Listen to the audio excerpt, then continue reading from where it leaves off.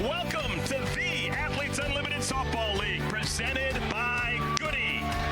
We're in beautiful Seattle, Washington, where last night the Volts roared back with a record-setting rally to take Game 1. Tonight, the Blaze turn to Bailey Klingler to reignite the offense, while rookie Sam Landry takes the circle for the Volts, looking to add to the win column. We have a little bit less than 2 weeks remaining during the regular season, folks, and the standings look like this right now. How about those Talons? Hannah flipping in the Talons. They're crushing it. They currently are in the top spot, closely pursued by the Bandits, followed by the Volts and the Blaze, looking to make some ground. Hello, everyone. So glad you found us on a beautiful Saturday night here in Seattle, Washington, with my partner, Danielle Lurie. I am Eric Collins, and Daniel, you told me before this three-game series began that this place was going to really rock for this entire weekend, and it has so far. It was electric. I mean, walking into this facility and seeing all the fans, I had goosebumps. I was nervous yesterday. Sold-out crowd tomorrow, too. This has been absolutely incredible. You can tell these women love getting the chance to play here at Husky Stadium. And how about the Volts stepping it up? The Volts last night, they spotted the Blaze 4 runs in the first inning and then used that offense to come roaring right back. Well, and I think at times that's been the question mark for the second half of the season for them. Offensively, where are they going to be? And it's almost like the pieces came together. That offensive explosion was huge. The production 1 through 9, I think that's what stood out to me. It wasn't just the top of the lineup or the bottom. 1 through 9, they were so good. They were tough. And this is the roller coaster you want to ride if you are the Volts, because it was going last night. All right, let's get her done, folks. We have a lineup card submitted by the Blaze head coach, Elisa Goller, and it leads off with Corby Otis once again. Otis looking to bounce back, was 0 for 4 yesterday. Aubrey Leach is swinging as hot and bad as anyone in this league. Klingler and Gold hit 3-4. Kayla Kowalik behind the plate. Nets, Clark. Aaliyah Binford, the pitcher's going to hit for herself in the 8-hole. And Kaylee Harding rounding out the 9. Those batters will face the rookie from Oklahoma, Sam Landry. I love it. Sam Landry, gosh, she was so fun to watch at Oklahoma this year. Got him all the way to Oklahoma City, and now she is playing professionally. She is logging some good innings, and her record, in my opinion, doesn't reflect really how good she is. Listen, coming in as a rookie is hard. You got to learn real quick that at times the college game and the pro game can be a little bit different, but she's been settling in. She sure is a fan favorite. Middle game of this 3-game series. The Volts won yesterday 11-6. Best opportunity for the Blaze actually came in the first inning when they scored 4 times, but then the Blaze took over. Here we go. Game's first pitch, Landry to Otis. Called strike 1.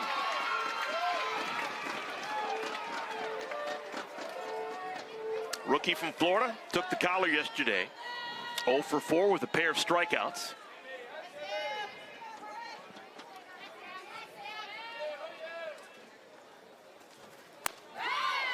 Another beautiful called strike from Landry. First pitch coming in hot. Second pitch, 56 miles an hour, changing speeds right out of the gate. Gets a quick 0-2. Now is when you can toy with a hitter. Skips in the dirt. And one thing Landry's going to have going for is that defense. It was dynamite yesterday. The Volts defense airtight, in particular the third baseman, Jesse Warren, highlight after highlight at third. High pop up. Who wants it? Left fielder Amanda Lorenz looking up into that bright sky, makes the play. Lorenz wearing the sunglasses, no issues. 1 down. One Florida Gator left fielder flies out to another former Florida Gator left fielder. Okay, here's Aubrey Leach, veteran from Tennessee. Had a double yesterday. Another productive day. She went 2 for 3 when it was all said and done. Hitting the ball rock hard everywhere.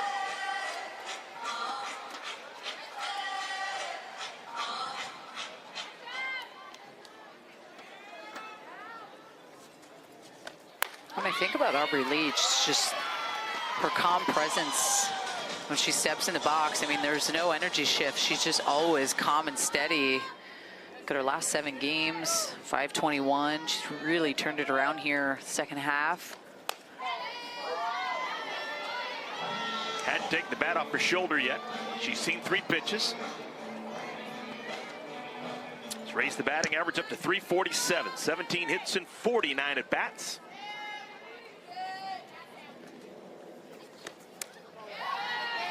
Two and two.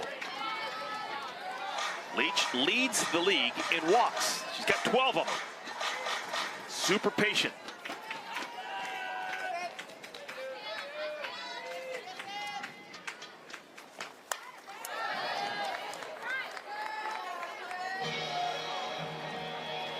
Someone that I would draft high simply because of her experience, not only at the collegiate level, but looking at her at Athletes Unlimited over the last couple years, she just has been rock solid. That's who you want, that type of leadership. She does that in the infield as well. Into center field, that'll fall.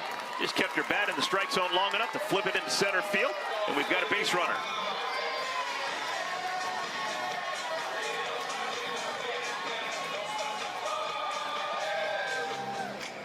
9 consecutive games reaching base for Aubrey Leach. Didn't have a great start to the season, a little bit slow out of the gates, but she's back to being prime Aubrey Leach. Here's Bailey Klingler, had a nice welcome. Played her college softball here at Husky Softball Stadium. Ball one. When you can just tell when you get the chance, talking to Bailey yesterday, just the excitement and the look on her face, getting to play at home, this home crowd. Like, there is nothing like playing at Husky Stadium, especially as an alum. Not everyone gets the opportunity to come back and play after your 4 years is done. Prettiest setting in college softball. I mean, Lake Washington right there. This weather, no humidity. Let's go. Hammered deep left field, off the wall. Klingler, the longest single of her life, but it's going to score a run. Leach scores all the way from first, and now the ball gets away, and Klingler scoots to third. Welcome home, Bailey Klingler.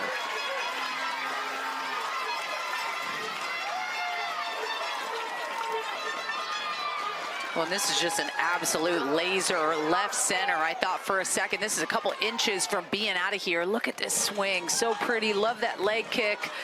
But I'm with you, longest single ever. Able to get over there to second base with Bates making the throw home. Gets right by M Edenfield, which allows for Bailey Klingler to get to 3. Action for the Blaze yet again. They started out yesterday's game putting a 4 spot up in the first inning. Yes, they did, and it was the exact same recipe. Otis made it out to begin the game yesterday, and then Leach, Klingler, Gold, and Kowalik all responding. Now it's Gold's turn. Infield's in with the runner on at third and just 1 out. Anna Gold takes ball 1. 1 for 3 yesterday for Gold.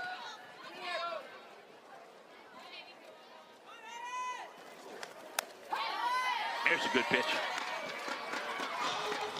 And I think as a rookie pitcher, being able to understand and respect the fact that you are going to get a little bit more leverage using the corners. At times the college game tends to be a little bit smaller. Clubbed foul. I would love that as a pro. How big are we working with here? How much can you give me? Can you give me a ball off?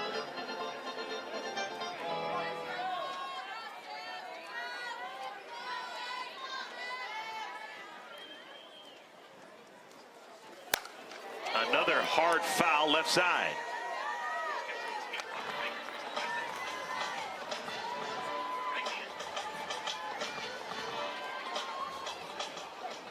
Sam Landry's got some tape around a couple of fingers. That's interesting. Right.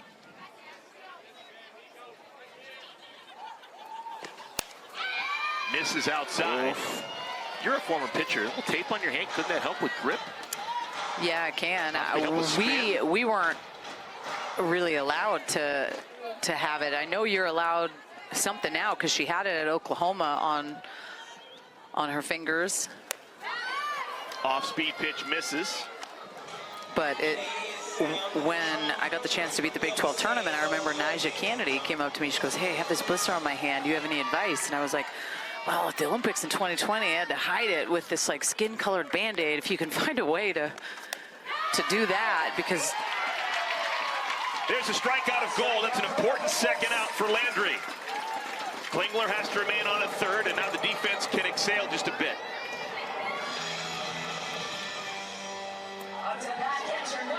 really pretty pitch. This is a screwball. Just look at how quick this just gets in on the hand. Solid location. You can't excel too much with Kowalik batting. Swings at the first pitch, pops up to center field. Heading out in the outfield grass is the second baseman. Romero makes the play, and the sign is retired. But a run does score, courtesy of Bailey Klingler. Well, and it's fitting for Bailey Klingler to step up first inning, ropes a triple to the wall. Scoring the first run on the board here for the Blaze. They're up 1.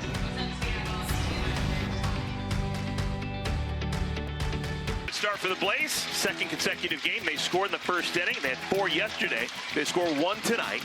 And now the Volts with a chance. Kelly Kretschmann's bunch will head to the plate. Let's take a look at her lineup card.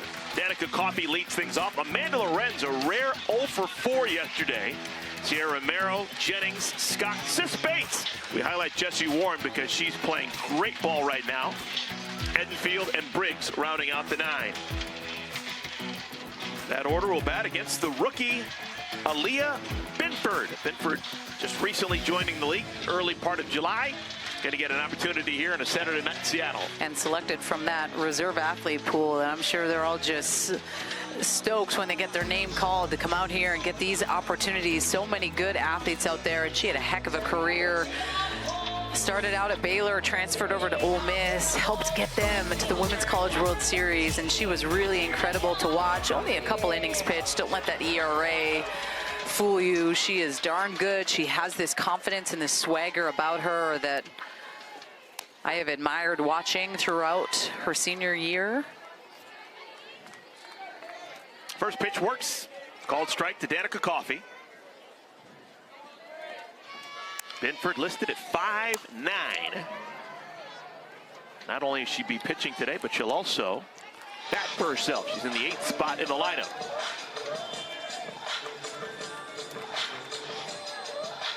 Something you would have done, Danielle. Hit for yourself.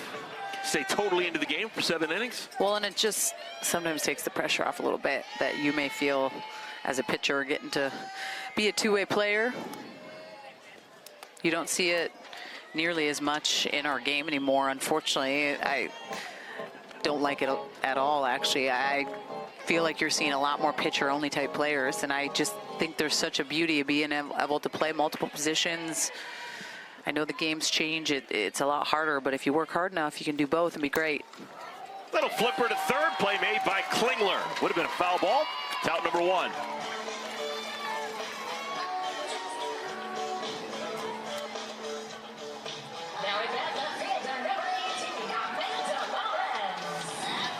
And you know, Amanda Lorenz, after going 0 for 4 yesterday, snapped 15-game on base streak. She ain't happy. It was the first game all season long that she didn't reach base.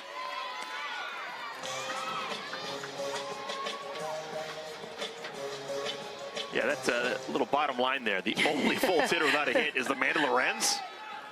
Who would have thunk? Still hitting .380 on the year. She's got 19 hits and exactly 50 at-bats. 3 homers, second only Tiare Jennings on the Volts. Neither of these teams hit for a ton of power. Softly to Binford. 2 down. Both these teams are playing in game number 17 of what will be a 24-game season. And the Blaze, they've got 10 homers as a club. The Volts, they've got 12 homers. Not a lot. And a pretty good, efficient first inning so far. You look at Aaliyah Binford, 6 pitches, already 2 outs. And that really has to be the strategy plan at the program. And I think what we saw yesterday, starting out, especially Rachel Garcia, right, throwing a ton of innings, or pitches, excuse me, in that first inning. And when you're able to have a good, quick first, second inning, just sets you up. Off-speed pitch, just fisted right side, and Sierra Romero is out number 3. That's a really good inning for Aaliyah Binford. So the lead is 1-0 for the Blaze as we head to inning number 2.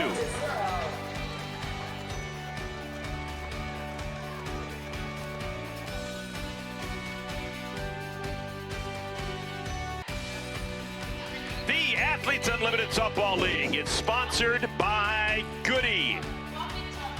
And it has been a goody day to be here in Seattle. Folks, it is beautiful. This part of the world, particularly in the middle of July. Maybe I can't vouch for it every month of the year, but right now, this is glory personified. Where else would you rather be, Danielle Laurie? Exactly where I'm at, where my feet are. I mean, this is living the dream right here. If I'm not on the field. Correct. Next best thing's hanging out with me. Exactly. Yesterday's game number 1, sellout. Tonight, sellout. Tomorrow afternoon, sellout. Pretty cool. First ball swinging. This is Devin Netz to the third baseman, Jesse Warren. Devin Netz is a rookie, but she's going to learn very quickly. You're not going to get many hits hitting in the direction of Jesse Warren. I also, too, think it's worth mentioning that other series being played in Omaha, Nebraska. They are also sold out, which I just think is so cool. Like, you can't even express the buzz that is around this AUSL softball league and the excitement, sold out crowds. It's incredible. There's a part of me that's like, dang it, I wish that I wasn't 38. I wish that I was 22, and I could have got the chance to do this, because this really is, you know, I have 2 of my daughters here, and they're getting the opportunity to sit and watch this. This is something they can aspire to be a part of when they get the chance, and if they play in college one day. But this is truly nothing like it. Here's McKenzie Clark, second-year pro from Clemson. 2 homers on the year for Clark, batting average of 196. Plays a mean center field. Shows bunt, that's called strike. 1 ball, 2 strikes.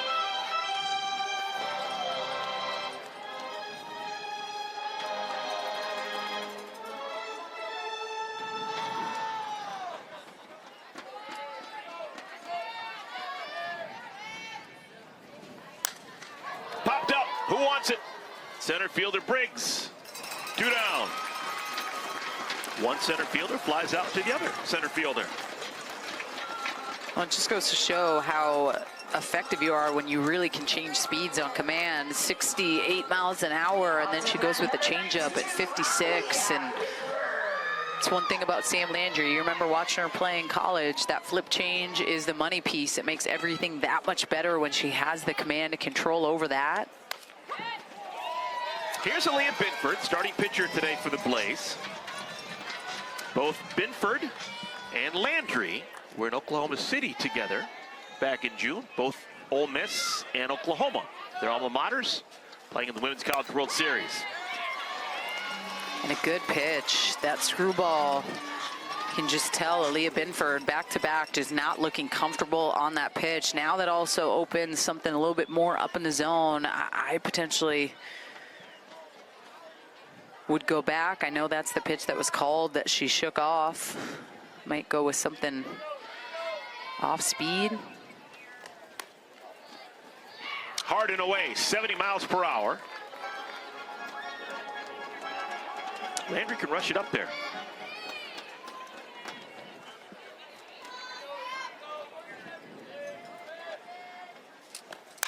Oh my goodness, scorched down the line. Let's see if Binford can make it to second.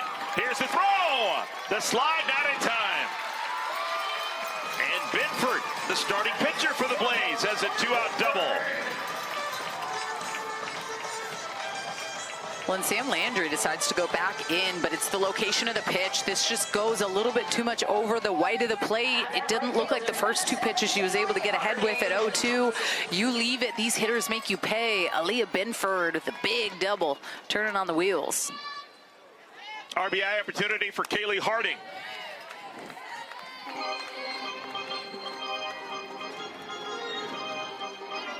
Harding just 2 hits on the season, but one of those hits left the yard. Second-year pro from Florida State.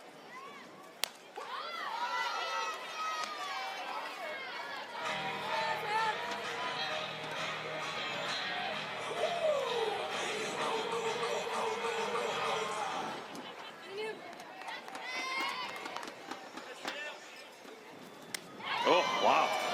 She missed that by about 3 feet. That had some movement on it.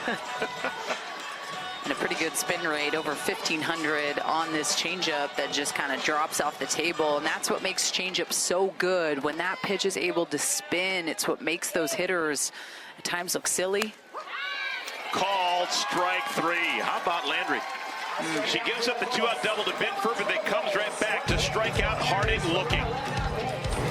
It is a 1-0 lead. The Blaze on top of the Volts. And I like it, setting the tone, gives up the double, comes right back with the backwards K on Kaylee Harding. Statement by Sam Landry.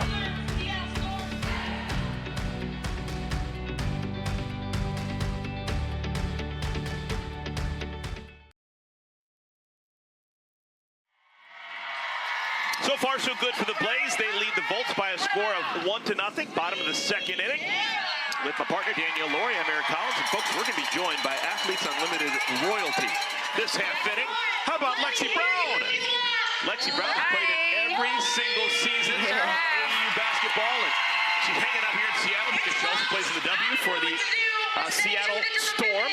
Lexi, what's going on in your life? How you doing? I'm good. How are you guys? I mean, we're mid-season right now, but we had a nice little afternoon, evening off before we play tomorrow afternoon, so decided to come support my AU softball girly pops, and this is a vibe. I love it.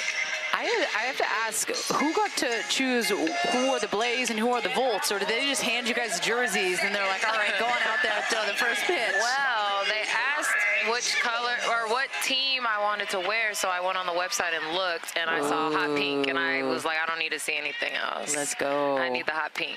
So that's how this happened. People are going to be tuning into this broadcast and saying, my goodness, is Seattle always like this? You play here, obviously, in the summer when you play in the W. How often is it this beautiful? Honestly, it just started getting like this. You know, I'm an LA girl. I'm not from LA, but I've lived there the last few years, and I got here, and it was cloudy and cold. I was wearing Ugg boots 2 weeks ago, and I was like, what is happening? But all of the Seattle people were like, just wait. It's worth the wait. Be patient, and here we are. And it is, in fact, worth the wait. It is beautiful out here. When you went out into the circle and you had to throw that first pitch, were you a little nervous? I did, but you saw me. I got it to the mitt. Y'all saw me? I saw you. Did you practice? No, never. Natural. Jerry Jennings gets yourself a base hit, so a leadoff single for the Volts here in the second inning. Honestly, this is so impressive. I also have never held a softball before. I didn't realize how large they were. Come on. I was like, wow. I think how they pitch is way more impressive than how baseball players pitch. That's just my opinion. Amen, sis. The swing, it's hard. Everything. It just looks much more difficult. But it looks way cooler to me. And to command the pitches to go up and down and change speeds with how good these hitters are? Yeah, no. The pitcher, I used to play, y'all know that game, backyard baseball? Yes. Yep, that was my game. And I always was hitting home runs. But I tried baseball when I was younger. I got hit by a pitch. That was it for me. That was game over. Yeah, huh? I was like, oh, this might not be the sport for me, but these girls are killing it. And their uniforms are so cute. Like, I'm a big aesthetic girl, so if you couldn't tell, but I love the uniforms. They're fire. Lexi, how much crossover is there between the different sports and the different athletes and all the different sports that AU has? How frequently do you connect with others in sports besides basketball? I know a few of the girls who play volleyball. I think a lot of us maybe attended colleges and stuff together, but because our seasons are so spread out and we're all in different cities and different places, we don't really get to tap in person as much. So when they let us know that they were pulling up to Seattle, we definitely had to come support and show them love, because women's sports is it right now. It's the moment. We all got to support each other. So I was so excited to be able to pull up. Well, and just to piggyback off that, when AUSL really started to become a thing, was that something at times you guys talked about at all with this women's professional league and how this was kind of starting up? Listen, I played way back in the day, 2010, when we had some professional leagues. This one is here to stay, and I just wanted to kind of know what the conversations were like when AUSL was really making kind of making a statement. Yeah, I mean, I've grown up watching the WNBA and, you know, getting to know some of these other athletes in other sports and hearing their stories and understanding, like, you know, their struggles of having to play overseas or not being able to play at all at the next level after college. You know, when Athletes Unlimited, you know, introduced basketball and they already had other sports in the mix, you know, I was so excited about that.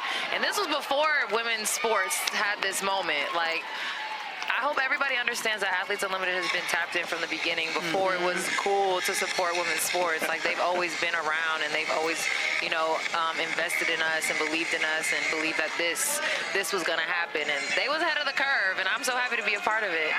You're not just a part of it as a player, you're part of it as an executive as well. I know you're chairperson, the AU Pro Basketball Player Executive Committee. That's a lot of responsibility. Why is that something that you were interested in taking on? It's so much fun. I literally told them, I was like, y'all are going to have to, like, kick me out of this position because I'm having such a blast helping this organization grow, you know, from top to bottom, all the sports. My dream job is to be a general manager of a WNBA team, and, you know, this is definitely a stepping stone in that direction. But AU's my family, and the fact that they, you know, give us so much influence and power, decision-making, they listen to us, they respect us, you know, that's something that I personally haven't always experienced in the WNBA, so AU is just a breath of fresh air for me, and it's invigorated other people's careers and brought people's joy to their game back, and it's just something that I love being a part of.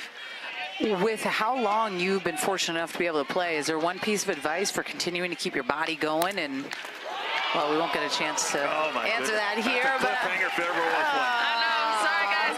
I will say, listen to your body. That's the most important thing. Well, it's been important. It's been fun listening to you. Thank you, Lexi Brown. Thank you for hanging out with us. And thank you for all you've done for Athletes Unlimited over the years. We played 2. It's a 1-0 lead for the Blaze.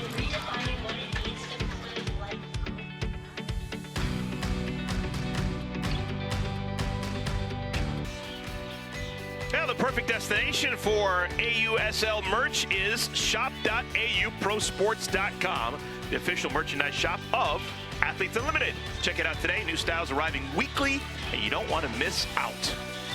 Wildly popular in all parts of Seattle. How about Tom Brady? Even he's noticing. Can't wait to watch Maya Brady rake. He's always been super supportive of Maya Brady online. When she was at UCLA, he used to post about it all the time. I know I did a couple regionals and supers, tried to get him to come out and said, hey, am I going to see you in the stands here for this super? But he's always been a fan of Athletes Unlimited. It's been super cool to kind of see, especially the buzz around someone like Maya Brady, too. Heck of a player. Okay, back to the top of the order. Sam Landry will face Corby Otis, Aubrey Leach, Bailey Klingler. Otis now 0 for 5 in the series.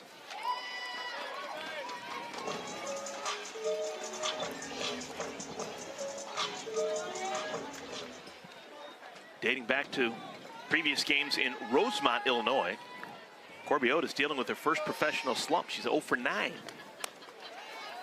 She didn't have too many 0 for 9s as a Florida Gator.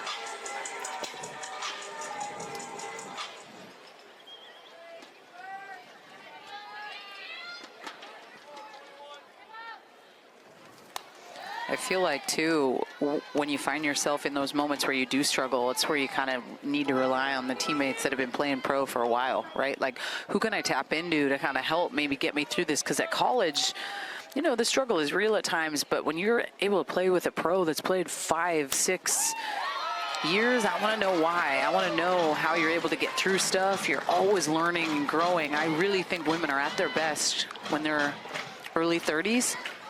I really do. So a lot of time left for these women for sure. I say that because Michelle Smith said that, and that's what made me come out of retirement. She said she was at her best when she was 34, 35. So when you pitched in the 2021 Olympics, how old were you? I was 33. And we had Kat Osterman pitching as a 38-year-old. And was the best pitcher in the league. Yeah. Yeah. It's just a different attention to detail, I think, on your body. The mental game seems a little bit sharper. Off-speed pitch, a beauty. 57 miles per hour, and Otis way out in front. That's now 3 strikeouts for Landry. So good. These types of pitches just truly humble you as a hitter, right? That pitch is spinning over 1,400 spin rate. Dropping off the table, 57 miles an hour with downward bite. It's a tough pitch. Here's Aubrey Leach. Leach has had a wonderful series so far. She's come to the plate 5 different times and only been retired once. She's got a walk, she's got 2 doubles and a single. That single coming in the first inning against Landry. And oh, what's new? She's got herself a good hitter's count. 2-0, very patient.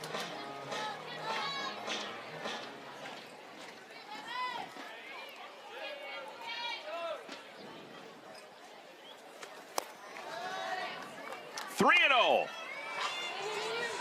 There is 0 chance that she swings at this pitch. All right, let's see. That bat won't move off the shoulder. Oh! It moved, but Just to kind of distract just to get her Landry. going, yeah. And it'll be a 4-pitch walk to Leach. So Leach has now reached base 5 times in 6 plate appearances in this series. That's the first walk allowed by Landry. And that'll bring up Bailey Klingler, who hit a frozen rope off the top of the wall in left center field against Landry in the first inning. On the ground, knocked down by Warren from her knees, no chance to make a play. Infield single for Klingler.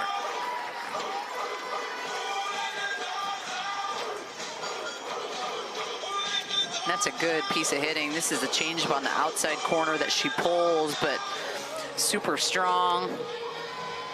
Jessie Warren lays out for it. We saw her make so many incredible plays yesterday. She was a magnet over there at third base. Some action for the Blaze. Here's Anna Gold to right field. Hit well, and it'll bounce against the wall. Here comes Leach around third. Klingler had to slow up, waiting for Leach, and it'll be an RBI double for Gold. The lead is now 2-0 for the Blaze. I'm not sure Harding saw this off the bat. I don't think she did either, but what an adjustment by Anna Gold. Swinging early in the count, struck out her last at-bat with the backwards K, and then steps up with the big-time double, gets another ribby up on the board here for the Blaze. This is a team that knows how to score runs, Eric. They do. Like, I really think at times the struggle comes from their first rounder, Carly Hoover, not being able to throw. That hurts them. There was someone they were expecting to be able to come in and log almost Rachel Garcia type numbers, right? And since she's been out, she's thrown 37 pitches, and that's it. It's definitely put a little bit more pressure on the other pitchers, but you can't say offensively that this team does not produce because they're putting up numbers. Infield comes in with Kayla Kowalik in the batter's box. Oh my goodness, that's a squeeze, and it doesn't work. Doesn't work at all. Oh my goodness, almost a double play. That was a true squeeze, a suicide squeeze, and when you don't put the bat on the ball, that's what happens. Yeah, this is just unfortunate, and you just look at where the pitch location is. Jeez. Sometimes as a hitter, too, you're like, man, I really feel like I left my teammate out to dry. It looks like she did everything she could to kind of reach for that pitch. Just not a buntable pitch. So they're now 2 outs. In my life, seems like when something like that happens, more often than not, the hitter's going to get a base hit that would have scored both runs.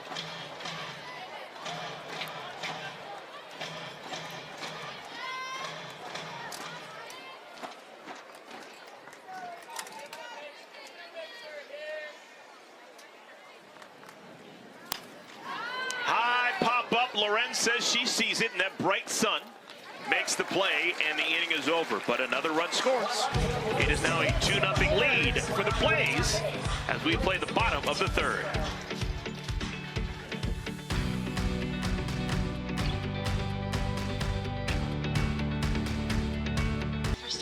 Picture perfect late afternoon, early evening here in the Pacific Northwest. We're at Husky Softball Stadium in Seattle, Washington. 2-0 lead for the Blaze over the Bolts. 82 degrees. little bit of wind, 4 miles per hour, and you got boats, you've got people hanging out, kayaks, birds in the trees. This is where you want to be in the middle of July. Have you ever seen it on like a early September football day on a Saturday, that lake? You can't even see the blue. There's so many boats and they're all tailgating. It's one of the coolest things that I've ever seen. I'm actually surprised they didn't do it on a day like today with AUSL and the dock right there. Oh, that'd be a lot of fun. Ahoy!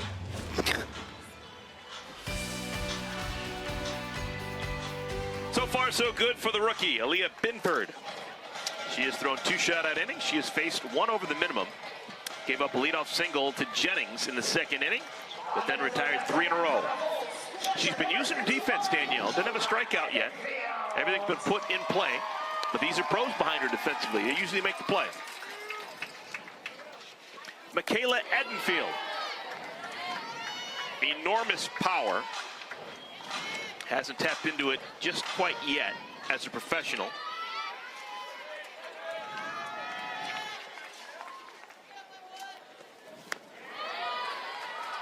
I was talking to the Volts head coach, Kelly Kretschmann, and she was telling me when she watches Edenfield play, she says the only person she could think of with similar power, Crystal Bustos. Really? Oh my goodness, that is rock star legendary status when you talk yellow ball. I mean, one of the scariest hitters that I ever faced to date, Crystal Bustos. Did she ever jump the yard on you? Yes. Way out in front. Binford's got the nice change. That's the first strikeout for Binford. Well, and that change piece is a pitch she uses more than anything else. 52% of the time, she's throwing it at a 67% strike rate, and it's just incredible the chase that she's able to get on that pitch. It's that deceptive velocity, right? When she's able to get that pitch and use it to her advantage, it makes the drop and the curve and the rise that much tougher to hit. And that velocity seem a little bit hotter, so maybe 65 miles an hour feels more like 68, 69 when she throws changeups 2 to 3 times in an at-bat. Sierra Briggs is the batter. 2 balls, no strikes to Briggs. 269 batter. 7 hits and 26 at-bats.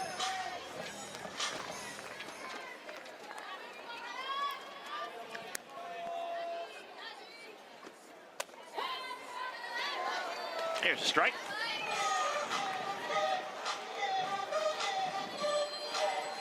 Binford got the call back on July 3rd. Getting the call up. This is just her 2nd start, her 3rd game as a pro. She looks like she was meant for this. Doesn't look phased at all. This is the first time she's actually gone to a 3-ball count. We're 9 batters into the game. Whoa! That ball was smoked. Almost took out Binford, almost took out the second base bag. You cannot hit it more directly up the middle than that. And Sierra Briggs did this yesterday. Rope one right back up the middle. Solid piece of hitting and 74 miles an hour off the bat.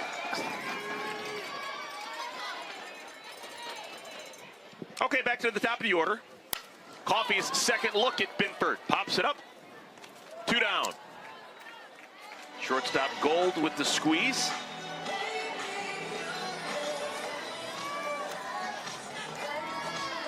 And here comes Amanda Lorenz. Lorenz began this series hitting .413. She's gone 0 for 5. That just means she's due.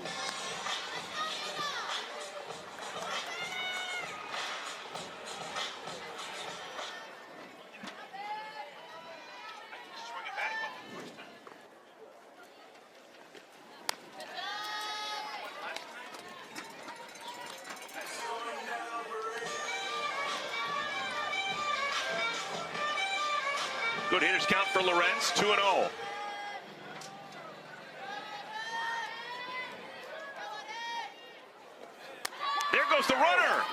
The throw is offline, but heck of a tag by Gold to almost make the play. Dang. That was a heck of a scoop.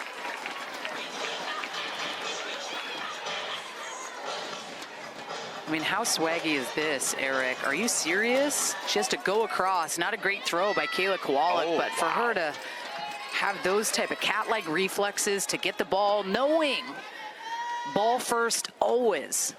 Wow. 2 balls and 2 strikes to Lorenz. And Anna Gold was a player I didn't get the opportunity to call any games for that I recall in college, but seeing her in person and getting to meet her, it's just incredible when you see these athletes face to face and just body types and the strength. It truly is pretty special. Coach Goller was like, "Do you want to meet Anna Gold?" I said, "Yeah, please. Can you get her over here?" She got a real opportunity. She's playing, but she wasn't playing every single day. Klingler had to miss some time. She took over at third and played so well that they had to create a spot for her. Now she's the everyday shortstop. On the ground, Leach throws out Lorenz, and the side is retired. Aaliyah Binford, how do you do? 3 shutout innings. To the 4th we go here in Seattle. When we come back, we're going to be talking to the catcher for the Volts, M Edenfield. We're at a microphone.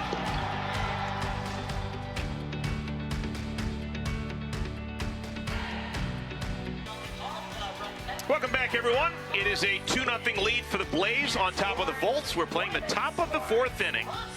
It's the second game of a 3-game series, and it has been just a gorgeous experience here in Seattle. Second game of a 3-game series. We're going to talk this half inning with the catcher for the Volts, M Edenfield, rookie out of Florida State, doing good work. Michaela, how you doing? Good, how are you? Fantastic. We're just going to kind of hang out, talk to you a little bit, and see how you interact with your pitcher. Let's do it. Let's have some fun, shall we? St. Landry, your thoughts on her so far today? Looking pretty good. We're throwing in the screwball and curveball right now, just trying to keep the hitters a little off time. So looking through for the second time through the lineup. I'm assuming you know all about Corby Otis. She was at Florida, you're at Florida State. It's going to be interesting, the cat and mouse game here. Oh, absolutely. Devin Netz leading things off. Yes, Sam.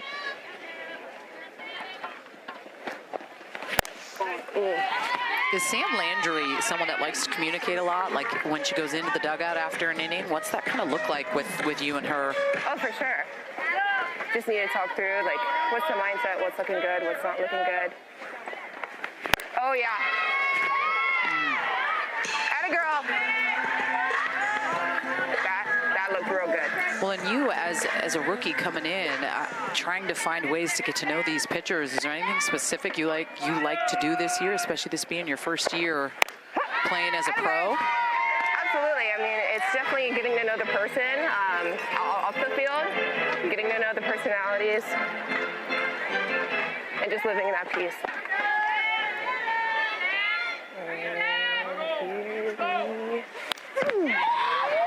Michaela, curious, it looks like you're so comfortable behind the plate, it looks like you're sitting in a rocking chair. Are there some pitchers easier than others to catch? Oh, for sure. I mean, some are a little bit more predictable than others. I think there's like a little bit more fun in that, but it's like a little bit of a hockey goalie game. Go big, Graham!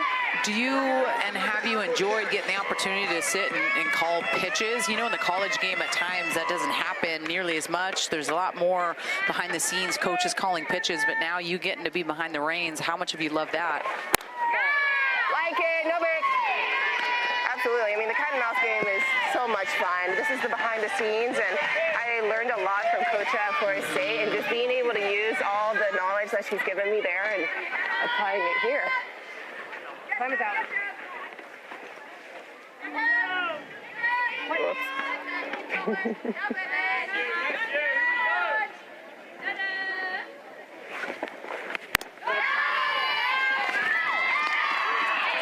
Leadoff walk to Netz, so the leadoff batter aboard for the first time for the Blaze. They already had themselves a 2-0 lead.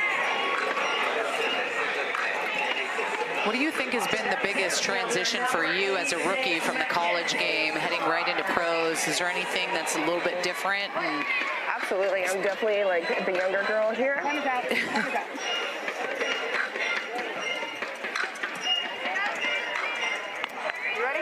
And just learning from the others here. I mean, I'm playing with Olympians, National Player of the Year. It's awesome. Busted foul out of the reach of Jennings at first. And absolutely, I mean, you go from high school travel where you're the big fish, and then you go into D1 ball, and now you're the small fish in the big lake. And just being able to keep adjusting there and learning from those around me. Once laid down, look at Jesse Warren. Quicker than a hiccup. Ooh. So one Florida State Seminole. We're talking to one and the other one making a play. Curious, because you get a chance to play with Jesse Warren, you and Jesse, two of the best to ever come out of Tallahassee. So cool. Were you friends before, and you've been able to bond even more now? Oh, I mean, I used to be going to the Piancastel State, and just being able to meet her teammate is just unreal. So.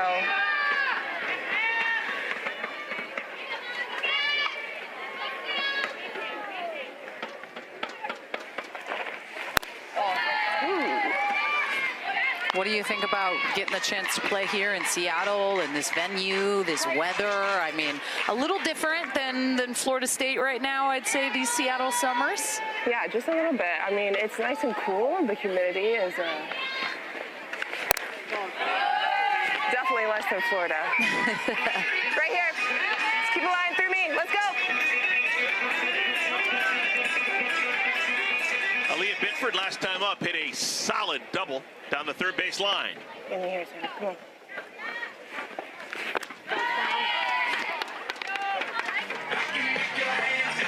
Michaela, have you always had your finger out in your glove hand? I've always.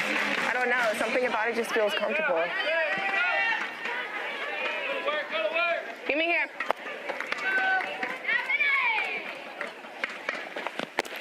If I Second walk of the inning for Landry. Runners at first and at second.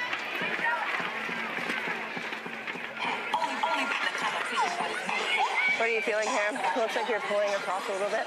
Okay. Yeah. Did a really good job with Haley last time. Just keep bringing me on.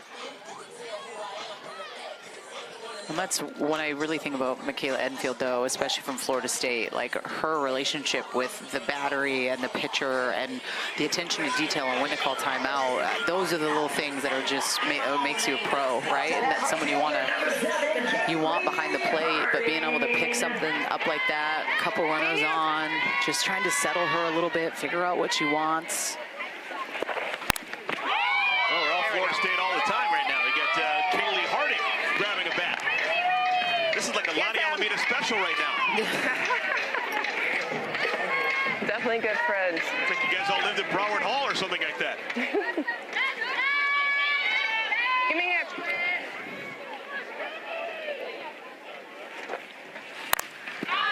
Popped up. Infield fly. The batter's out. Infield fly is called. Even if the ball had landed, it would have been an out there. Now 2 down. Runners at first and at second.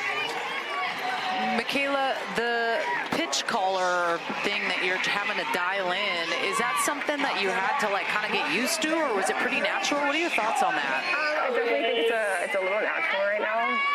And again, like I said, just learning from coach and learning from the best. Atta girl. Michaela, I was talking to you a couple of weeks ago. You mentioned to me that you are pretty darn good at speaking Mandarin. Does that ever come in handy in the world of softball? Not yet. The power of yet was in there.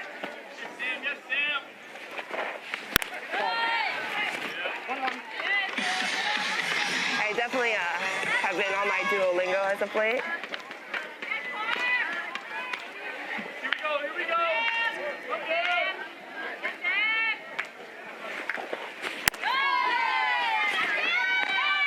As far as vets, is there anyone that you've connected with a little bit or learned from on your team that you've kind of loved watching play, now you get the chance to play with? I gotta think about that one. That got her. Foul ball. That hits. Did it hit her? I thought it hit the knob. Got the arm. So the bases are not loaded for the Blaze without the benefit of a base hit. 2 walks and a hit batter. Here we go, one pitch. That thing went off quick, Eric.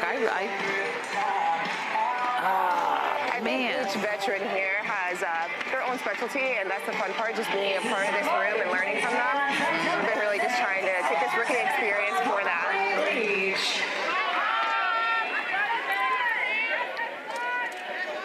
Here's Aubrey Leach with the bases loaded and 2 outs. Ooh, atta girl. Yep. Lorenz makes the play side retired. Michaela, thank you for your time. Absolutely, thank you. Great stuff. So, the lead is 2 for the Blaze. 2-0. We'll be back in a moment.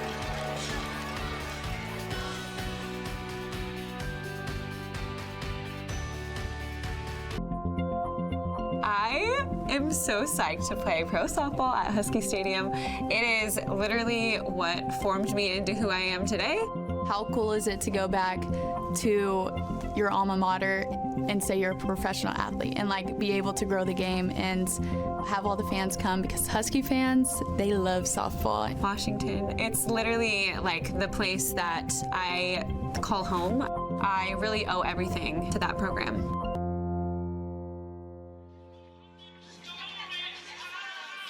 Bailey Klingler and Sis Bates coming back to the place where they excelled as college players. This great program spearheaded by Heather Tarr for so many years. And they have both produced. We saw a 3-hit game yesterday for Sis. Bailey Klingler has been scorching the ball. She's got 2 hits tonight. Who says you can never go home again? I know. But lucky. yeah. Well, I don't know exactly all the thought process, but having games here in Seattle, Washington, the inaugural season of the AUSL, softball fans have shown out. And it's not just Seattle softball fans. We were talking to someone yesterday, flew in from California, Sacramento, and by herself just to come and watch AUSL here in Seattle. It really is incredible. Sell out yesterday, sell out tonight, sell out tomorrow. You need a shoehorn to get into this building. All right, Devin Netz, she had been the first baseman. She's going to flip-flop with Aaliyah Binford. She'll be the pitcher. Binford moves over to first. This will be Netz's first pitching opportunity with the Blaze. She just got traded over yesterday morning from the Bandits. Netz coming over in a old-school 1-for-1 trade. Danielle Gibson-Horton went over to the Bandits. Both can play first base. Big difference. Netz can also pitch for you. So a lot of value with the rookie Netz. But I like this change here, and I like the fact that you have Binford, who is that 2-way player, and Devin Netz that both can switch in and out for each other if need be. If some action happened, you can bring Aaliyah Binford back out. You don't need to make a big substitution. It's just a quick defensive change. But I think at times there's been some Blaze pitchers that have been left out sometimes too long, right? Because like I had mentioned, they're missing Carly Hoover, who was kind of that first-round pick for them. So they're still trying to kind of fill the pieces with these Blaze pitchers. Who's going to be able to get on a roll? And I think Binford did great these last couple innings. Making a quick change and can always bring her back in. How quickly can Netz feel her form after moving over from first base and not having the full extended bullpen to get warm up? Well, you know that she definitely was warming up a little bit. She doesn't ever just go into the game and has not put in that time to warm up, whether it was before the game or a little bit before she knew she was getting the call. So that's what happens when you're a pro. You got to be ready. You have to know what your body needs. Yeah, we knew she didn't get any pitches in during that last half inning because she was on the base pass the entire time. Klingler stays down low and throws out Romero. Yeah, Netz has actually been on this field for probably the last 20 minutes total.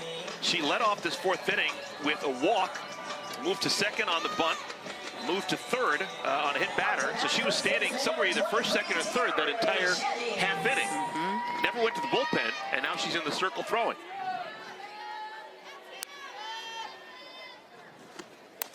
It's a big number. This is the Blazes' 17th game of the year, and they've already gone through 10 different pitchers. You can only have 16 players on your active roster at any time, so to somehow find a way to get 10 pitchers into games, that's unique. Binford, ball finds her at first. 2 down. So 2 ground ball outs induced by Devin Netz.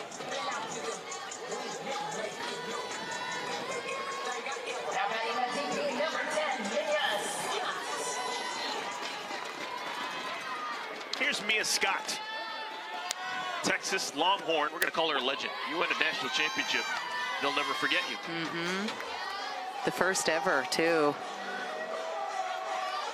Wonder if she got raised because Kat Osterman is the GM, you know, Texas alum. Oh, it's a good job staying back on an off-speed pitch and dumping it into left field.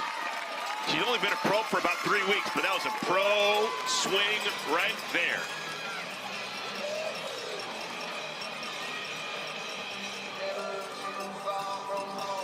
There was a while there where I didn't know if Mia Scott was going to play this game after she graduated. At times her body a little bit banged up, and so cool that she made the choice to, because she is so good to not be seen. Sis Bates lays down a bunt and a roll foul. 2 outs, run on at first base. Hey, there's Kat Osterman. Whenever she is in any building, folks, you better mind your P's and Q's. I did it probably, I don't know, 60 of her games over the course of her career, college, internationally, pro game, and I always felt like I needed to be as good as I could possibly be, because she was going to be as good as she could be every game. She raised everyone's level just by being around. That's what I feel about Kat Osterman. All right, side is retired. Sis Bates softly lines out to the third baseman, and that'll do it. We now play 4 complete. It's a 2-0 lead for the Blaze.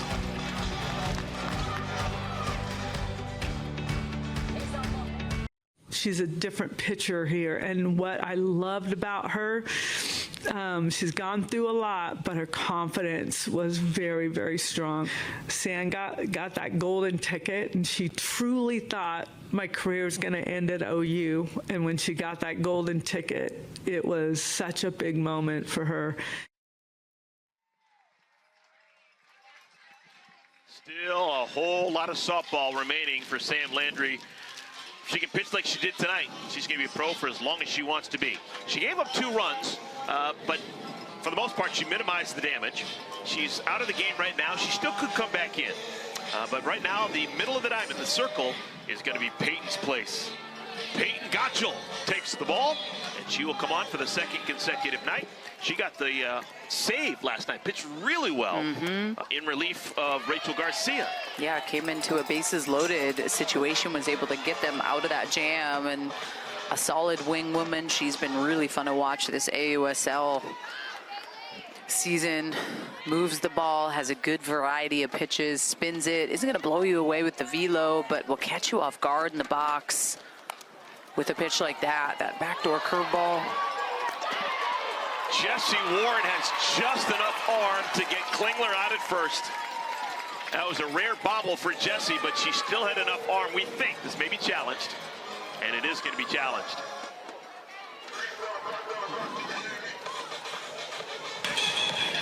Blaze is challenging the play at first base. The call on the field is out.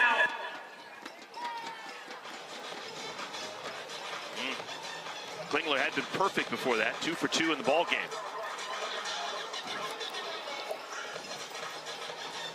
Oh, it's close.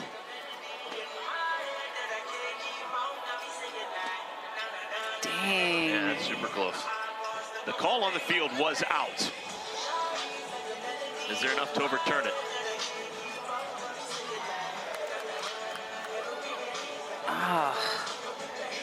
That angle, I feel like it looks a little different. I think she's gonna be safe. Danielle, I never played professional softball, but is there such a thing as shadows for infielders on ground balls? Looked like Jessie was going from the sun into the shadow when she fielded that ground ball, and maybe that caused the bobble. Potentially can get in the way. I've definitely seen Jessie Warren kind of try to shade her eyes a little bit with throws.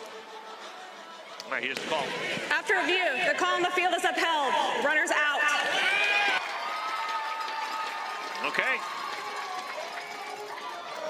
So out number one. One third baseman grounds out to the other. Now look at Jessie. She's totally in the dark, shadowy area of the infield.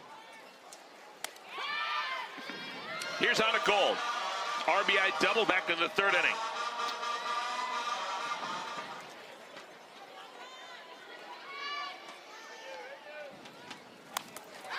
Popped up.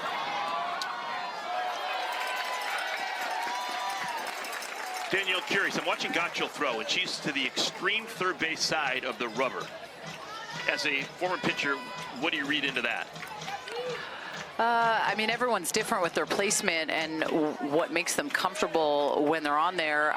My foot was all the way on the right because that was just something that I liked with my pitches that naturally broke away, meaning my curveball. I felt like if I was on the opposite side, I wouldn't get as much bite or as much break across the plate.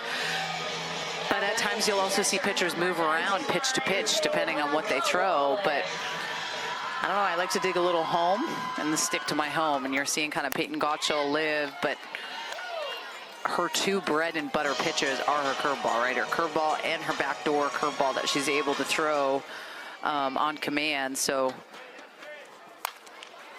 on the ground, snagged by Sierra Romero.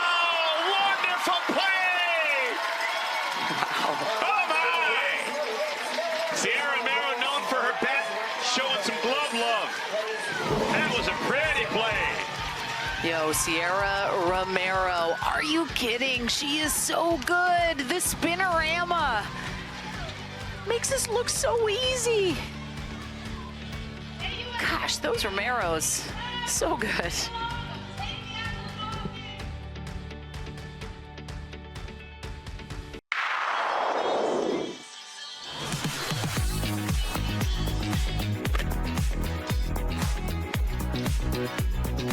Be sure to follow the AUSL on social media to see exclusive content featuring your favorite pro softball players.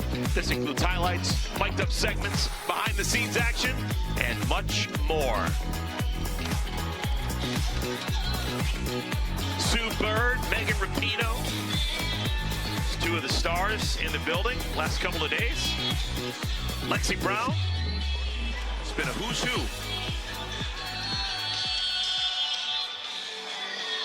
That's the football stadium behind the right field line. Folks, if you haven't been out to the Pacific Northwest, this is the month to do it. July is awesome out here. Been able to see Mount Rainier in the distance. Crystal blue water everywhere you look, it seems like. Beautiful pine trees. People are nice. Yeah? The ones that I've met. I'm sure there's some bad Did you see the TikTok I sent you today? McKenzie Clark at Pike Place Market catching the fish? Yeah! You didn't respond, so I didn't know if we were still friends or not. You just kind of looked at it, I guess, and then just pushed me to the side. But did you see she caught that fish? No gloves or nothing. I know. Here's Jessie Warren. This will be Jessie's first look at Devin Nets. Nets came on to pitch for Aaliyah Binford in the fourth inning.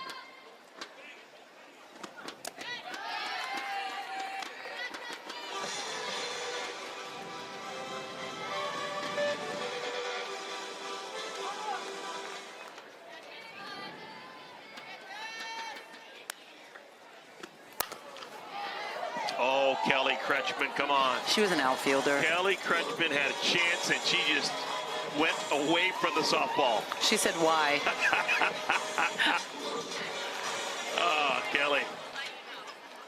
I'm with you, Kelly. I'm getting out of the way, too. It's not worth the bruise.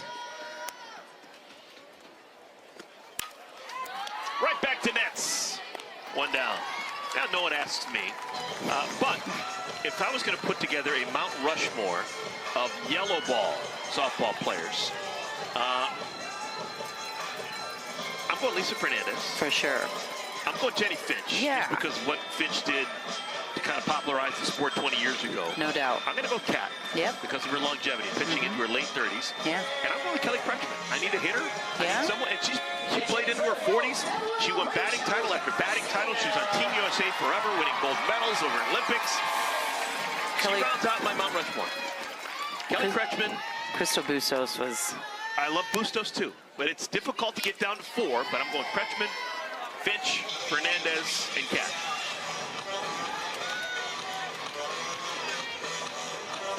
Rachel Garcia's going to bat here.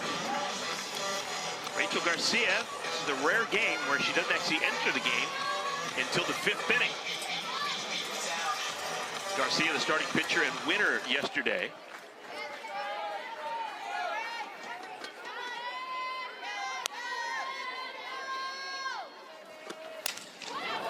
That was off the end of the bat. Ooh. She's checking her bat, make sure it's still okay.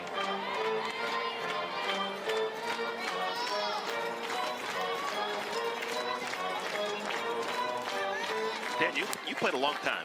Did you ever break a bat during a game? No, not during a game. No MLB type break. Well, it can happen. It can. You definitely don't see it as much. But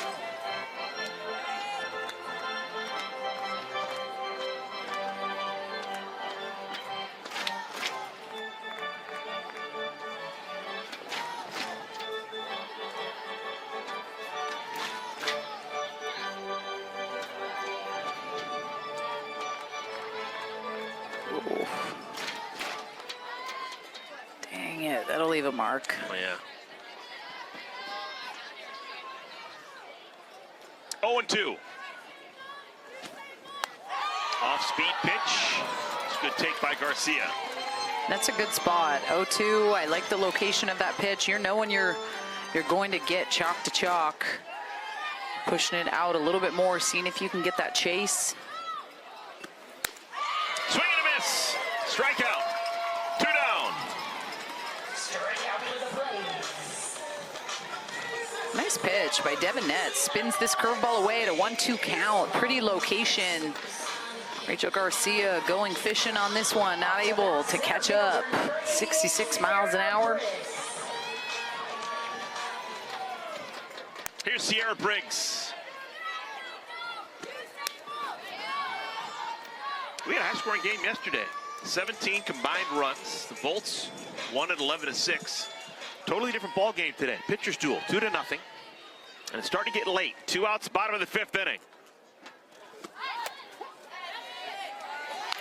And still a lot of game left here for the Volts, but when I think about the Blaze and the difference in their pitching staff today, I like the change that they made with Netz and Binford, but I also think them changing speeds the way that they've been able to has really been able to keep these hitters off balance, and it just kind of goes to show that tool that you have in your toolbox makes everything that much better. Hitters can catch up to velo. I mean, we've seen it, but you're seeing them pull these changeups out in unexpected counts, getting ahead, being able to throw it 0-2, 1-2. And time is called. Looks like Netz is really in a groove. She's bouncing around. Did a little bit of a moonwalk at that last swing and miss. And the count is going to be 2-2. Pitch clock expired for Devin Netz. Clubbed over the head of the right fielder, Harding. Extra bases for Briggs. Stand up 2-out double. So Briggs out of that number 9 hole is 2 for 2. Can't get her out right now. She has been so good here in Seattle. Pitch elevated, it's up, hammer time. 77 miles an hour off the bat, the bottom of the wall. She's had 4 hits in this series. She's been electric down there in the 9 spot. All right, if you're Netz, this is who you want to get. You got Coffey coming up to the plate. After Coffey is Amanda Lorenz. Lorenz is overdue. You don't want to pitch to Amanda with a lot of runners on base in a close ball game. Coffey is 0 for 2. And now she's down. 0-2 is the count.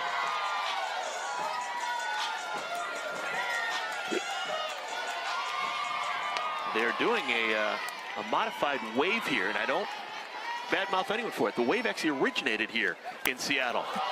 Deep to center field! Clark can't make the play! One run scores! It's back-to-back doubles for the Bolts.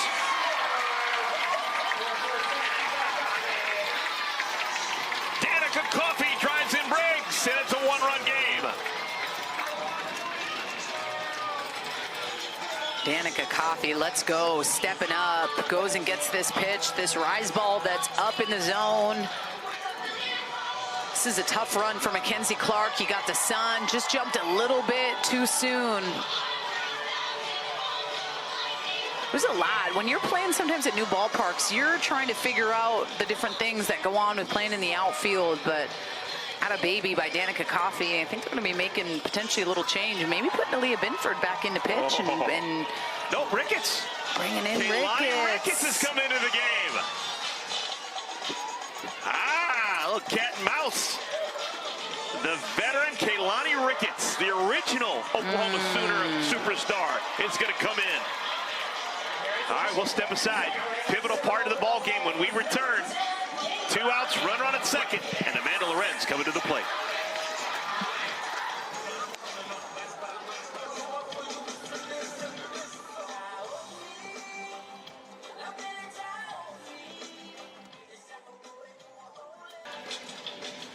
Welcome back. This is getting good, folks. It is the bottom of the 5th inning, and the Volts have shown some life offensively. They finally scratched. They've got a runner on second base. There are 2 outs. Amanda Lorenz is the batter, and the new pitcher to face Lorenz will be Keilani Ricketts. The last time Keilani Ricketts has pitched was June 15th. She had been on the injured list for a little bit. I just love it. I love that she's getting this opportunity to come in. Some pressure on, runner on second base. She's your vet in the circle, the experience that she has. Cool opportunity here for Keilani Ricketts. 33-year-old left-hander from San Jose. She can still bring it, 69 miles per hour. 2-time National Player of the Year while playing for Piancastel at Oklahoma. Way back in 2012 and 2013, no one better than Keilani. And she actually came here her freshman year for Super Regionals with Oklahoma, and I played against them. Our Husky team did. So she knows this field. She's played here. They actually beat us game 1. We had to come back and beat them twice. It was a tough task. 14 innings in a row. What year was that? 2010. When you guys were trying to defend, huh? Yeah. She tried to ruin it for us. We got to OKC. We did not defend. Oh, my goodness. I don't know if Amanda agrees. That changes things. 2 balls and 2 strikes. But Amanda, pretty good hitting left-handed pitching this year. Batting .400, has 2 home runs, 5 ribbies. 3-2. Ooh.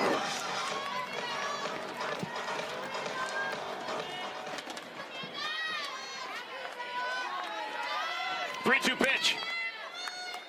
Off-speed pitch. Called strike 3. Oh, you saw the knees buckle of Amanda Lorenz. What a job by Keilani. No pressure. Keilani Ricketts coming in, runner on second base. 53 miles an hour gets her looking all day. Lorenz didn't like it. But dang, Keilani Ricketts, you love to see it. The Volts, Danica Coffey stepping up big to get 1 run across here for the Volts, but they're still down 1.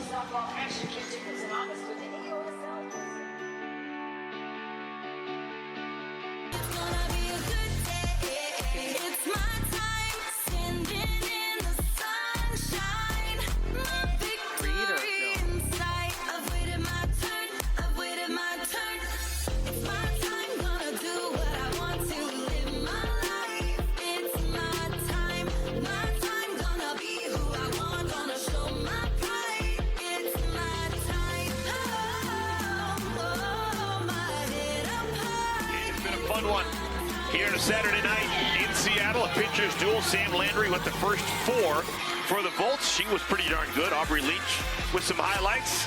The Blaze trying to keep on keeping on. They had an early 2-0 lead. It's now been shaved to 2-1. We're playing the 6th inning. The 6th inning, Piancastel remains in the game. She threw a shutout frame in the 5th. With Danielle Laurie and Mary Collins, Devin Netz will lead things off. Her first look at Gotchel, called strike one.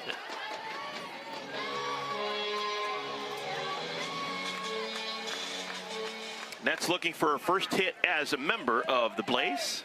Came over in a trade with the Bandits just yesterday.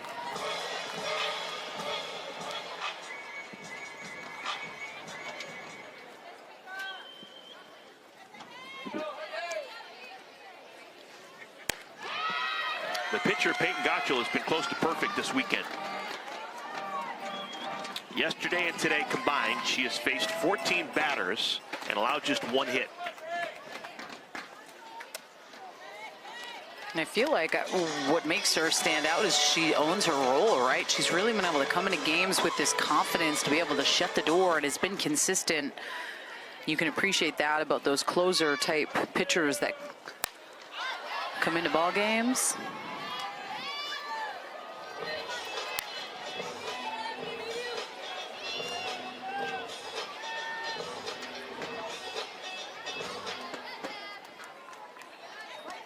Balls and 2 strikes.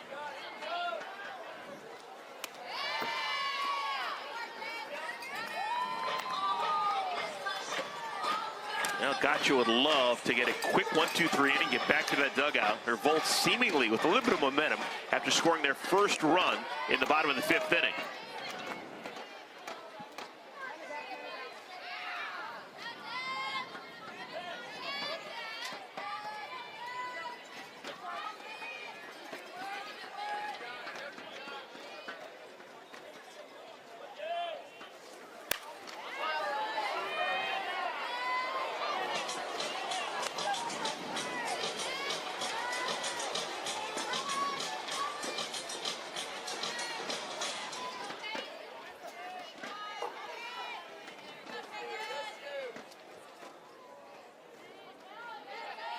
Here's another 3-2.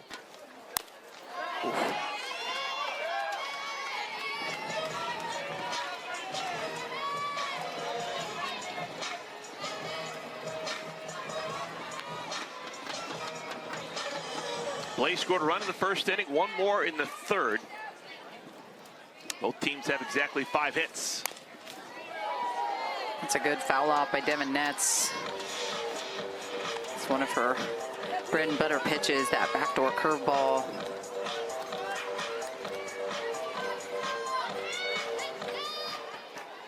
And Gotchel does not want to walk the leadoff batter here in a 1-run game. High pop-up, shallow left field. Lorenz calls for it. 1 down.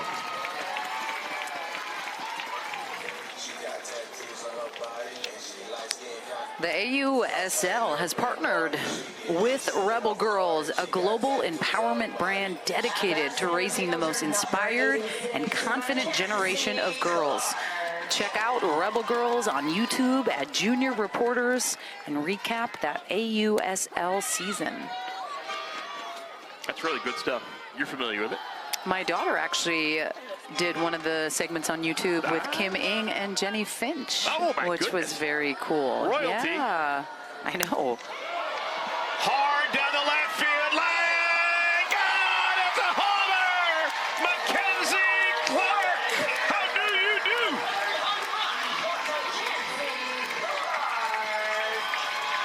Third homer of the year for Clark, and the lead is back up to 2 for the Blaze.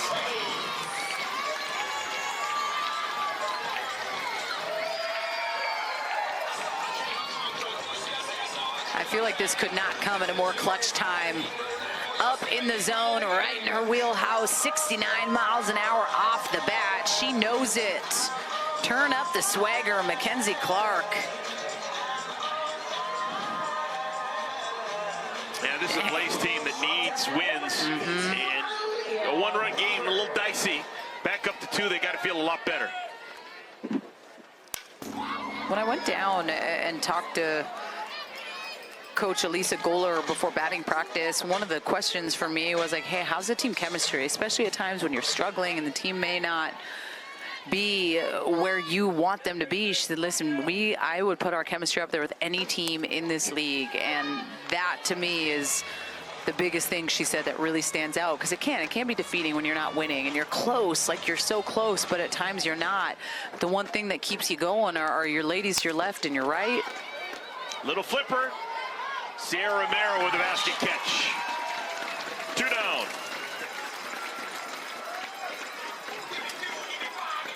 That's the first time that Binford has been retired.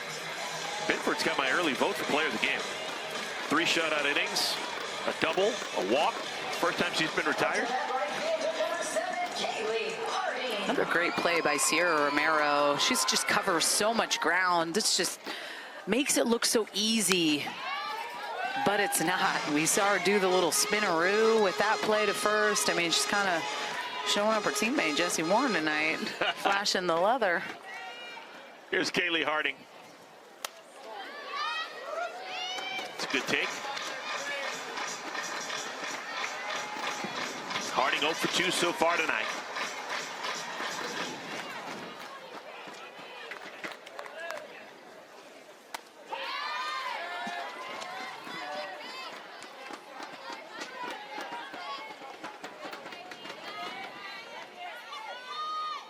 No one has scored more than 1 run in an inning. Hard but foul.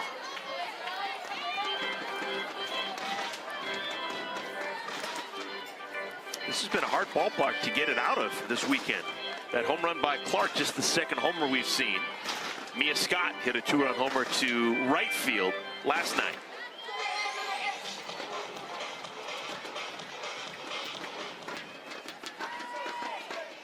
One-two. Golfed into center field. Well struck, but at the wall making the play is Sierra Briggs. Side is retired, but another run added to the total for the Blaze, coming on the home run ball by McKenzie Clark. This could not feel more clutch for the Blaze right now. McKenzie Clark stepping up, making it yet again a 2-run lead.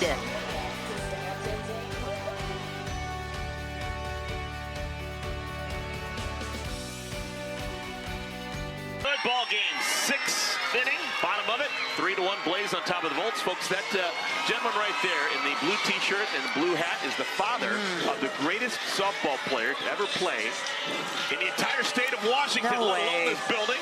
That is my dad, but Lori, that's your dad. not the greatest player. You're the only one's got the number retired over in the right field wall. I know, but You're the only one's the most outstanding player of the 2009 National Championship. Pretty good stuff. I'm assuming your dad and your mom, pretty important people in getting you from where you were to where you are now. yeah, for them to even like be here and see this, I think is so cool. But I think what makes them the most proud is my daughter is sitting to the left of them, but just getting to hear about her and softball, and it's kind of funny. He'll talk shop with her like he used to talk with me. Was your dad a better batting practice pitcher or a better catcher for you? Oh, he didn't catcher me. He didn't? Hit him one time, never happened again. Yeah, we would always have to get catchers. My brother would catch for me a little bit too. My brother was drafted as a catcher to the Brewers, so he definitely would sit in the backyard and catch for me occasionally. Your dad wasn't one of those dads who sat on a bucket? No way. No. I don't think that would have worked with our relationship. He was hard on us enough. I don't think the bucket dad would have been a good thing. Sierra Romero leads things off. A lot of different parts of the world. Romero has been teammates with Keilani Ricketts. And in this encounter, Ricketts wins the battle against Romero. That's back-to-back strikeouts for Keilani since coming out of the pen with 2 outs in the 5th inning. Ricketts dealing with an injury that's kept her out for close to a month. When she's healthy, she's still got it.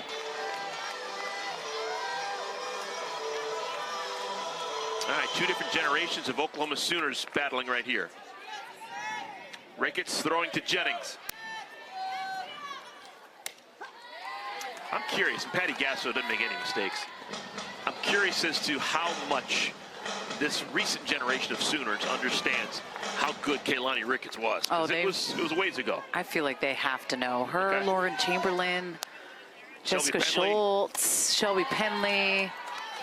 The list goes on. You know, they're the, like, so when you made the comment about me with, like, I think about, like, Jamie Clark. I think about Jamie Clark Kristen Rivera, like, Angie Mentink, Heather Tarr. Like, there's always just this cool generational shift, but you don't forget the ones that paved the way. That is now 3 consecutive strikeouts for Kaylani Ricketts. Well, and if you are the Blaze, you are loving this. The last time Kaylani Ricketts threw was June 15th. She made an appearance last inning, and she has been nails. Ricketts has never changed. She's always had that lean to the third base side, and she's peeling that ball. She just, it's almost graphic the way you can see her rip her fingers through the ball.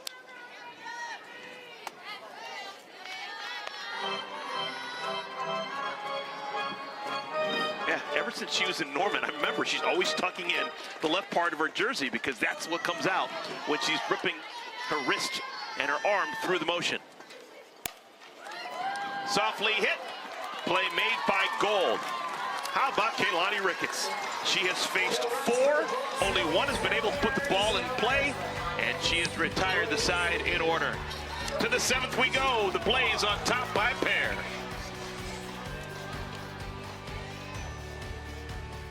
Athletes Unlimited Softball League is sponsored by Goody. It has been a goody time to be here in Seattle, Washington. Just a gorgeous last couple of days. Middle game of this 3-game series. We've reached the 7th inning. The Blaze on top of the Bolts, 3-1. Heather Tarr, over 2 decades, she's called the shots with the softball program here at the University of Washington. Won a national championship on her watch back in 2009.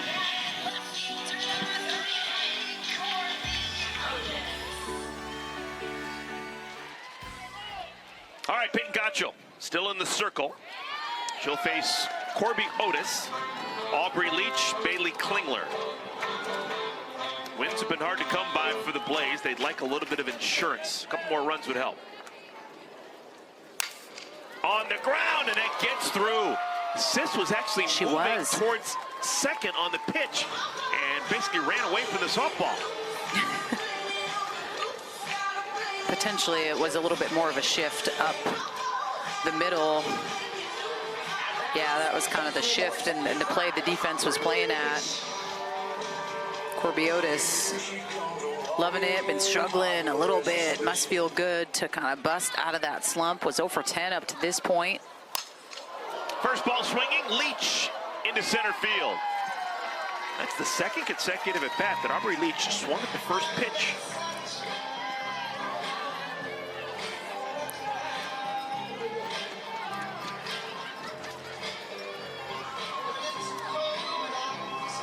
All right, 1 down. Here's Bailey Klingler.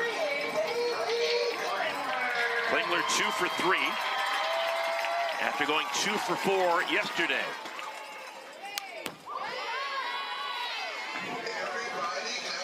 Now has 20 hits and 43 bats on the year.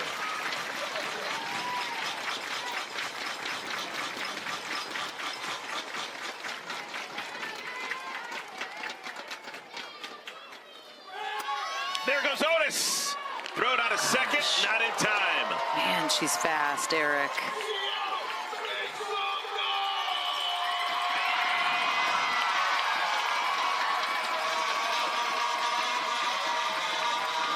I mean, just a specimen, Corby Otis.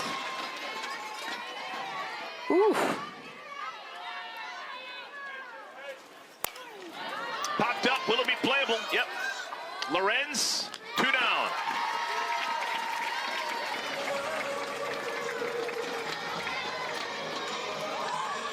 Gotchel's last 5 outs have all come on balls in the air.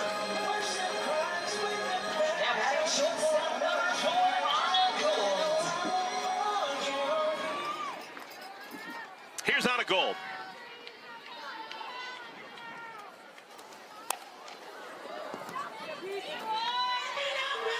Gold played her college softball at Duke.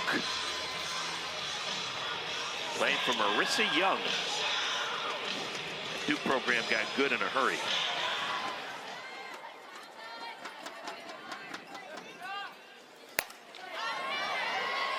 Anna's been accepted into the Duke Business School.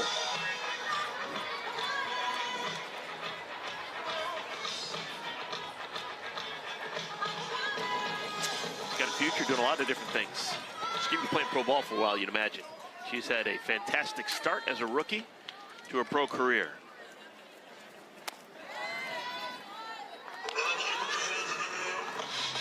She's been the gold standard for rookies.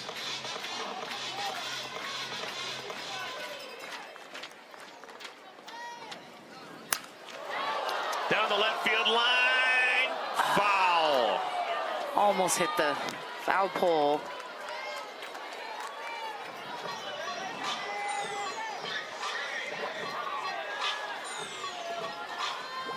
How close is the water behind that left field fence? Maybe 50 meters. Meters, okay, thank you, Canadian. I forgot you're from Langley, British Columbia.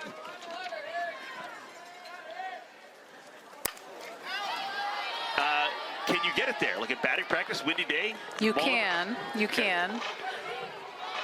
It's actually probably a little bit closer, actually. I would say I'd probably go 25 meters. We'll say 30 feet. Okay. Because there's a road right behind there where we're able to drive by and park. So I'd say, yeah. 2 balls and 2 strikes to goal.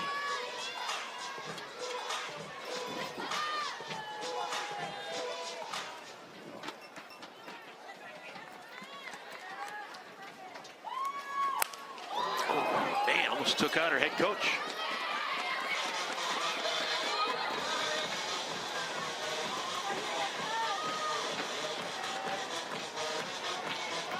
It's nice to see Elisa Goller smile.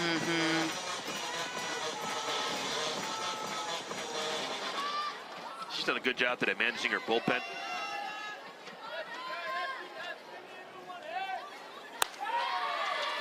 Three and two. It's a good take by Gold. Climbing the ladder, we've seen a lot of swings on that pitch, whether it's foul ball or not. That's a good take. This is going to be the 9th pitch to Gold. And it looks like the pitches are all coming inside, and Gold's still swinging at him and fouling away.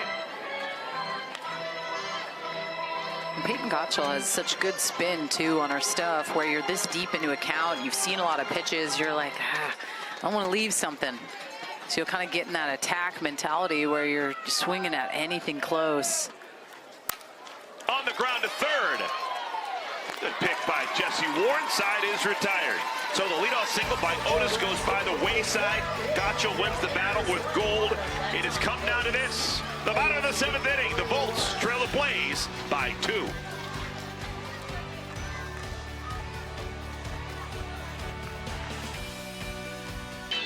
Bottom of the 7th inning, the Bolts trail the Blaze 3-1. They've got 3 outs to work with.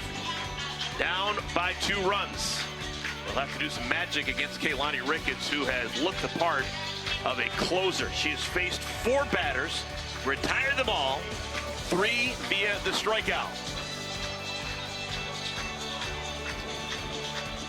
Active crowd on a Saturday night here at Husky Softball Stadium. Uh-oh. The Bolts haven't had any late inning magic this year. It's always time for a first time, right?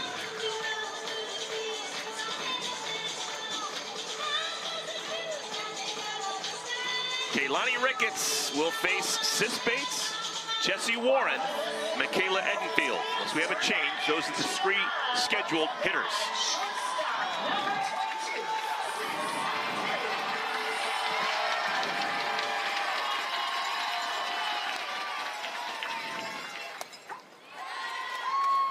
Sis's job, get on base any way possible.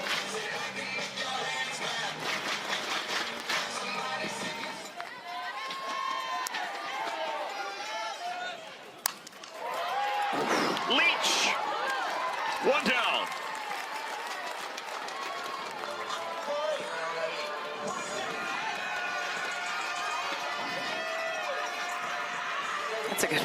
Leach, that was laced.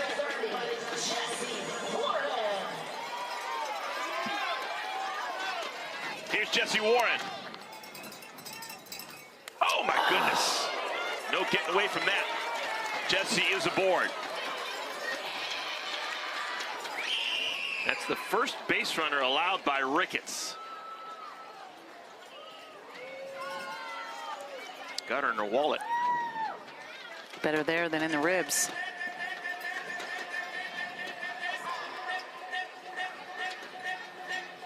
And we're going to have a pinch hitter. It's going to be Erica Piancastel. The veteran power hitter is going to bat in place of M Edenfield. So head coach Kelly Kretschmann going with experience here. Piancastel has played all over. Collegiate at McNeese State. She's played internationally. She's played professionally here in the States. She knows what she's doing. Just an enormous power in that right-handed bat.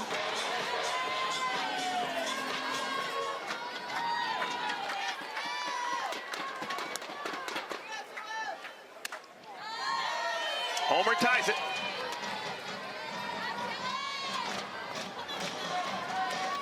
Fourth pinch hitting appearance for Piancastel. She's 1 for 3.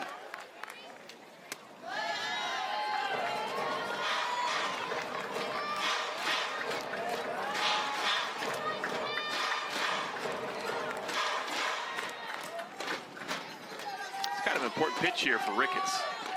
2 balls and a strike. Now she'll want to fall behind 3-1. And you run the risk of walking her and putting the potential tying run at first. Yep. You could lose the next batter if Piancastel reaches. That's a good pitch. Especially with how good Sierra Briggs has been swinging it too in the 9 spot, 2 for 2, single double. I don't want to give her an opportunity with a couple ducks on the pond. High pop-up's going to stay in the ballpark.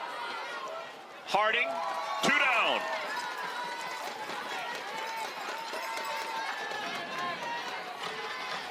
All right, comes down to Sierra Briggs.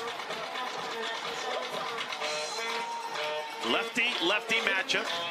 Briggs 2 for 2. This is what it's like to be a pro. She has 2 hits against 2 different pitchers. Now she's going to face a third different pitcher in this at bat. Single against Binford. A double against Nets. Now working against Ricketts. 1-0.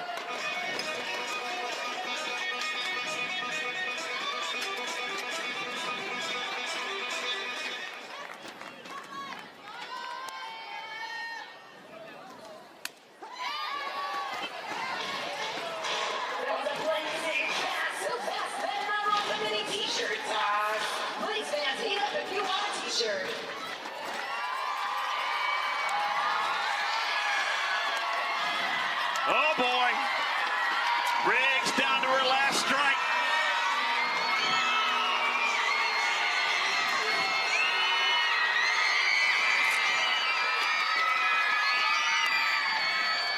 Briggs stays alive.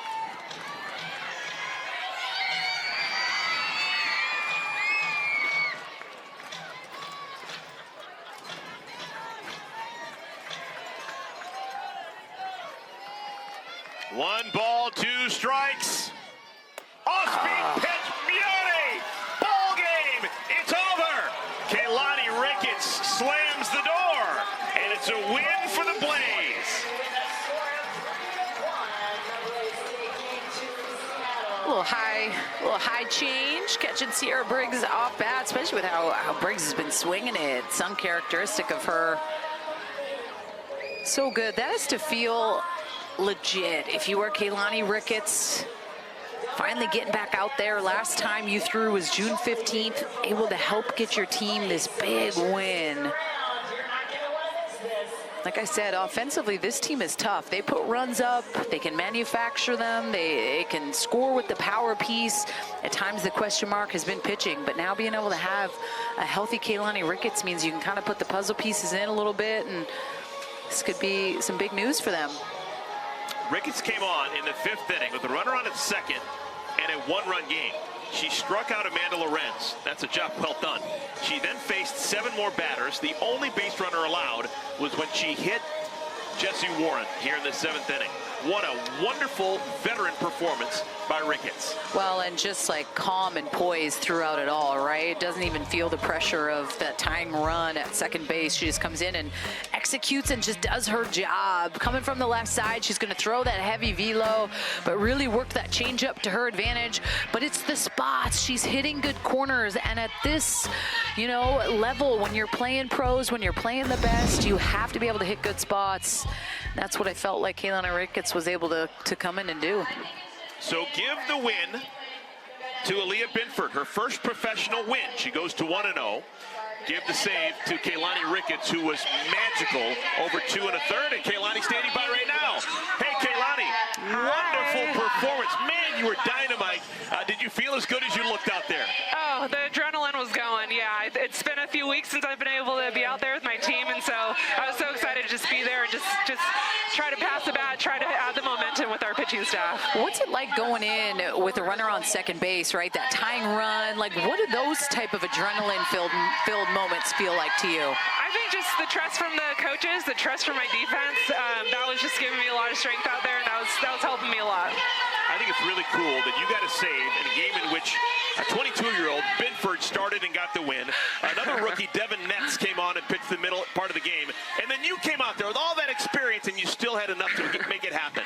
Oh, yeah. I was telling Aaliyah before the game, I was like, yeah, the last time I played on this field was in 2010. And she just looked at me like, I don't think I started playing softball in 2010. So, yeah, it was exciting. Those are good games against you, Danielle. How have the last couple weeks been for you with the grind of just kind of getting yourself back, getting yourself ready? I know at times the older we get, our bodies hurt a little bit more. What has that process been like for you? Oh, it's been frustrating, just especially I've never really dealt with an injury, just like with a fracture or anything, and so that was tough. But I mean, being able to have the veterans with Anissa Ortez and Taylor Edwards, being able to have them, and especially the support from our staff has been helpful for me to just keep motivated to get out here.